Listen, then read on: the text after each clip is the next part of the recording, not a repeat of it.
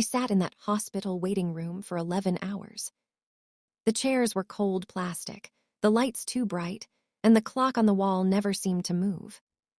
They told me visiting hours were limited.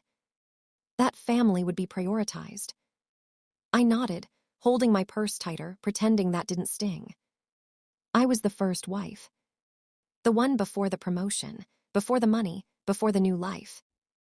We shared 20 years, 2 kids, and more quiet compromises than I could count. But none of that fit into the hospital's definition of family anymore.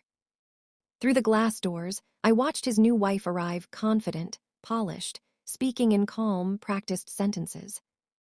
The nurse smiled at her and let her pass. I stayed behind. I remembered when he couldn't sleep without my hand on his chest. When his first business failed, and I sold my car to keep the lights on. When the kids were sick and he was traveling, and I learned to be strong because someone had to be. Now, strength was mistaken for distance. A doctor finally approached me near midnight. He looked tired, sympathetic. "Are you Mrs. Carter?" he asked. "I was," I said quietly. He nodded, then hesitated. "He kept asking for you." That sentence hit harder than any apology ever could. I was allowed in for 5 minutes. The room smelled like antiseptic and fatting cologne. Machines hummed softly, doing the work his body no longer could. His eyes opened when I spoke his name. Barely, but enough. "I'm sorry," he whispered. Not loudly. Not dramatically. Just honest enough to hurt.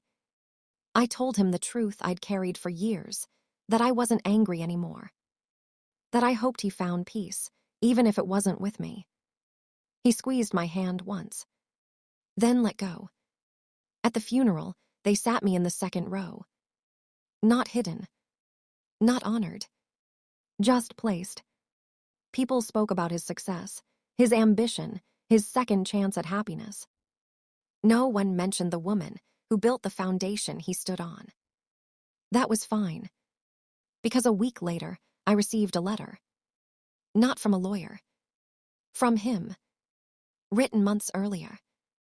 Inside, he thanked me not for staying, but for believing when he couldn't. He admitted he confused stability for boredom, loyalty for weakness.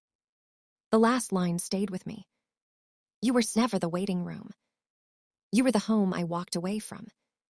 I folded the letter and didn't cry. Because sometimes closure doesn't come as forgiveness.